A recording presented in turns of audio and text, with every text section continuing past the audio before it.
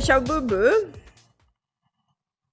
I interviewed him a while ago. A year, maybe. A year ago when he got his full body tracking. If you play VR a lot, VR chat especially, if you play it a lot, then I'd say it's probably worth it. Because it just adds like a lot more to the experience. And ever since I got mine, I don't play without it. Cause it's such a big difference going from full body, or going to full body from half body. Because like if you move around, you could see everything like moving around below you automatically, compared to being able to move around anyway, lay down, sit down.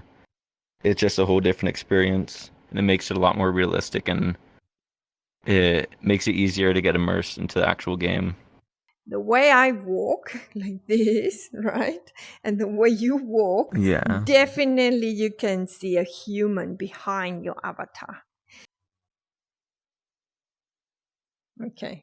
What are you going to do now? Which way you going to go? I don't know. Walk around. Show off my room. I don't have much else to do. I used to be able to do more, but I haven't played that much recently. Because I used to play a lot, like half the day, majority of the day. But I haven't been playing all that much recently. And that's something I would like to bring up and talk about, how VR could become an addiction. Because I've met people who are full-on addicted to this game, where it's not just like they'll play a couple hours a day, they'll play for like 10 plus hours a day, then go to sleep in VR, wake up in VR, maybe go make food, then come back to get on VR. Some people don't work, they only play VR and like don't participate in any other activity aside from VR. And it's a really real thing that people don't really ever think of when they think of VR. That people are going to actually physically live in VR rather than play it here and there. Of course, like everything is okay in moderation, at least a majority of things. So I think if you play VR here and there, it's fine. Even if you play it daily, it's fine. But some people are like genuinely addicted where they don't want to do anything outside of VR.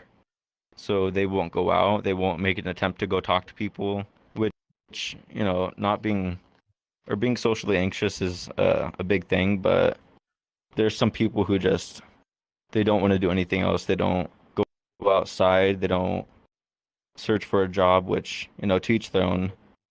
But some people just live in VR, and it's not healthy at all. You're living a fake life. You're not. A lot of people who I've met who are like addicted to VR, they have really bad social anxiety, so they'll pretty much live in VR because there's no risk in talking to someone online because they're not there physically with you. If they do something bad, you can block them. So it's easier to get to like know people and talk to people. And that's what I did at first because I was really socially anxious. And I used VR to kind of build up my social skills, but that works like to an extent. And if you keep on staying on VR, basically you're going to be too comfortable with it and you're not going to want to go out and try anything else. And another thing is people ignoring their hygiene, not taking showers, not exercising.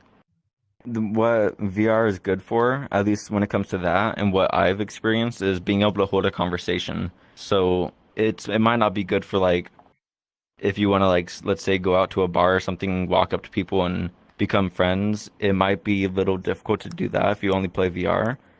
But if you're already talking to someone and being able to maintain and hold a conversation, I think VR helps people with that because you're talking to people all the time. It's a social app, so you'll be, you meet 100 people a day or a ton of people, and then you're talking to all of them, and sometimes you meet a cool person, you'll hang out with them, talk with them for an hour or two, and you'll realize like, hey, there's some people that actually like share the interests I have and that are actually interested in what I have to say. And, they'll get more comfortable and they'll acknowledge that there's people who they can feel comfortable with.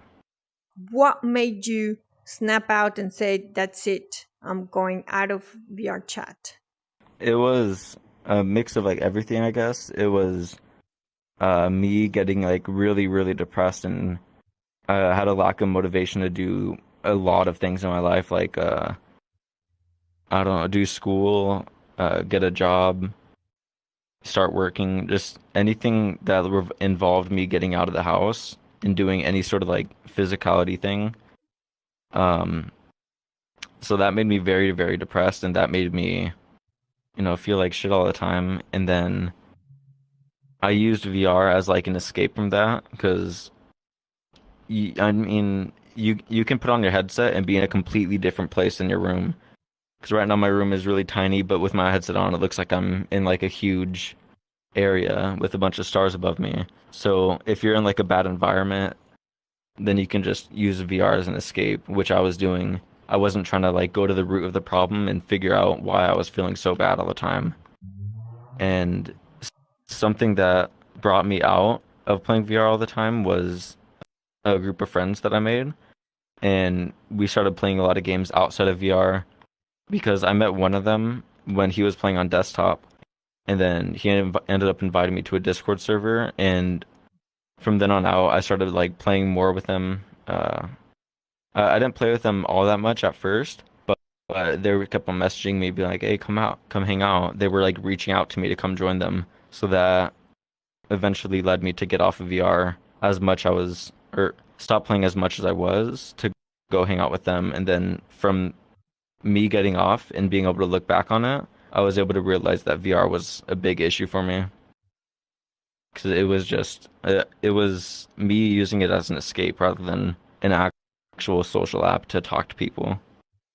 It's a really weird situation because my friend only played VR chat, I'd say about 2 times, and I just so ended up to, or just so happened to meet him within those 2 times of him playing, just because one of his other friends dragged him along to play, and then them like pestering me to keep on playing other games with them gave me another thing to do because at the time all my friends were on VR chat, so I didn't have any other friends to play any other games with. So having them be there for me to do other things with kind of just gave me more options to actually have an incentive to get off of VR. And then after that, I was like actually living in the real world. I wasn't spending all my time on VR chat, so I would have, more motivation to go do stuff because it's hard to explain, but when you're in this sort of fake world all the time, majority of the day, you get sort of sick of the outside world where you don't want to be part of it because you enjoy this so much more. Another thing that led me to stop playing VR is I I don't know, a big reason why I started playing a lot is because I lost my job and I was really depressed about that. So I used VR as an escape to not have to worry about my real responsibilities in the world. And then after a few months of me doing that, I would guess I was becoming a burden on my parents. They were paying for all the stuff I was doing. I wasn't contributing anything. And they were telling me, you're gonna have to get a job. So that's another thing that led me to stop playing VR. And after that, it helped me, you know, gain more motivation to do things. And yeah, some people will be happy just living in VR. And I think that's fine if you're maintaining a healthy lifestyle, sustaining yourself rather than leeching off of others. Then I think it's perfectly fine for you to, spend as much time in VR as you like. Did your parents saw the difference of you, like all this time in VR chat? Did they comment something about your behavior? Did it change anything? They wouldn't say anything directly, but they would drop subtle hints um, like, why haven't you been leaving your room that much? Or, why haven't you been hanging out with us? Or why have you been staying up all night and not being awake during the day? Why have you been sleeping with your headset on? Stuff like that, which is, it's a strange thought looking back on it, sort of normalizing all that stuff to me, where I was not healthy at all, and my mental health was the worst it ever was. I had no motivation to do anything, and I felt like no will to actually go out and do stuff. Just because it seemed like VR chat is all I needed to be happy, and I don't want to do anything else because that was too much work. did your parents saw that you were a little bit more social, that maybe if somebody will come to your house, maybe you will not. Be hanging out with them because I was so comfortable with VR and I didn't want to do anything outside of VR, so I wouldn't socialize with them. I would only socialize with the people I knew online because, if I went down to that person, I ended up making a bad impression. Then they're friends with my parents, so they're still gonna be part of my life compared to online, where if I make a bad impression on someone, I could just stop hanging out with them, or I could block them and never have to worry about them again. If you're living if you have some sort of consistency in your life, and then you add VR to that, then it could help improve your life. Because if you're, let's say, working and you're living on your own and you're still really socially anxious, you have bad social anxiety, you don't want to go out, but you have a want to go out, but you can't because you're so scared of going outside. If you start playing VR and you start socializing with people, you can get more comfortable and actually meet people who I don't know, you could just get more comfortable talking to people and, like I said, maintaining a conversation, which is a big issue for some people, and me included, because I would really psych myself out of ever talking to people because I would think, oh, what if I say hello and then they say hello back? Then what do I say? No, then it's just awkward silence. And VR will give you that opportunity to work on yourself risk free.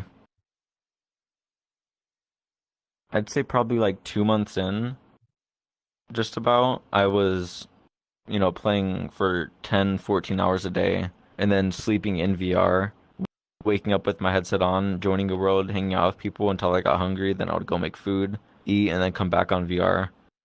And then after so long of doing that, you kind of you get bored of it. You get exhausted of the repetition that you're living. And that made me realize, like, what's changing in my life. I'm sitting here doing nothing. Nothing in my life is changing, and I'm not working towards changing anything. And that thought just made me realize I had an issue. But since I had no other things to do, no other friends to hang out with, I stuck with VR chat because that gave me some sort of consistency in my life and some sort of entertainment instead of sitting in my room alone doing nothing with anybody. It gave me that sort of connection to other people without actually having to go out and do anything. I'd say maybe 2 to 4 hours a week. Not all in one sitting. Maybe I'll play for 1 or 2 hours every once in a while, someday throughout the week, just because, sometimes it's fun to come on here and meet new people, mess around, just have fun. But it's whenever you have other things that you would like to do as well, it doesn't become the only thing you want to do. Because it's much, much more different than games, or just like playing games with other people, because it's like you're hanging out with actual people. So I guess you can get really comfortable really quick, and then you think it's easier because you don't have to go out to like a bar or something, drive 30 minutes. You can just put this on and immediately start talking to people. Because now whenever I want to like go hang out with some random people, like people I don't know, I'll just put this on and immediately I can like meet someone cool within an hour. I got a new job recently, which I'm really excited for because it's going to give me another thing to get out of the house to do, and have money to spend so I can go out and actually, live my life, go on vacation, buy cool things and all that. I've been addicted to some heavy drugs, so I understand that form of addiction as well.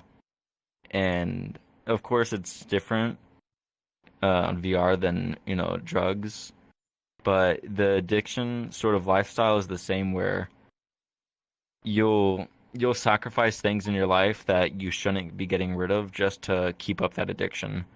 So things like how with drugs, sometimes you'll just spend a ton of money, which you should keep just to keep up your addiction. And with VR, you might, ignore eating. Sometimes you won't shower, you won't brush your teeth, so you're sacrificing those things, those necessities in life, just to keep up your addiction. Your avatars, how do you relate to it? Do you find that your avatar is a representation of who you want to be, or is it more like a costume that you just want to experiment of being something else that you can't be in the real world? Is it a form of escapism as well? Yeah, I really enjoy my avatar. It's an avatar that somebody else already made, but there's some stuff that I do relate to on this avatar, like, let me stand up. Somewhere on this arm, or one of the arms, yeah, this little marking that says love on it. It's a tattoo that one of my favorite music artists had. His name was Lil Peep, and he actually died back in 2017 to a drug overdose.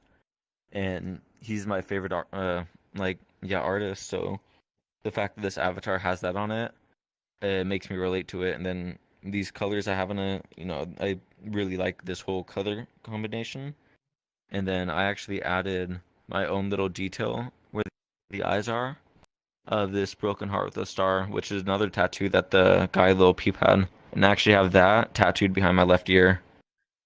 So this little marking on my eye is the same exact thing as a tattoo I have. It's not on my avatar, but in real life I have a tattoo behind my left ear. People who wear furry avatars, a lot of people are hated upon, a lot because a lot of people just think it's really weird.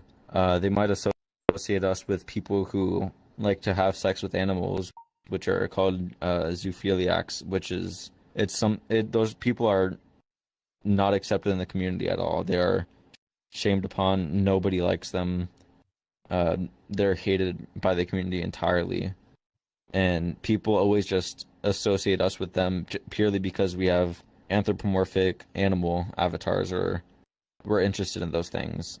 They immediately associate to sexual things rather than us enjoying the art or enjoying the way the stuff looks. A big thing that turns people off of like accepting anybody in the furry community is everyone else, because if a bunch of people hate furries and then you're like, oh, I'm not a furry, but I think they're cool, people are gonna start hating you. They're gonna think you're weird for thinking that they're not weird. So that's another thing that leads people away from having some sort of acceptance to the community. It's just they don't want to be the odd one out, and they don't want to be hated. It took me a while, like a very long time, to be comfortable with, being open with being a furry, because just like that, it's not even in VR chat, just in the real world, a lot of people just hate furries because they think they're weird. They associate furries with all the bad parts of the community, they assume that everyone's unhygienic. They're just degenerates. They don't do anything except like I said, like have sex with animals, which is a very frowned upon thing in the community, and it's nothing, or it's something that's accepted by nobody in the game or in the whole furry fandom.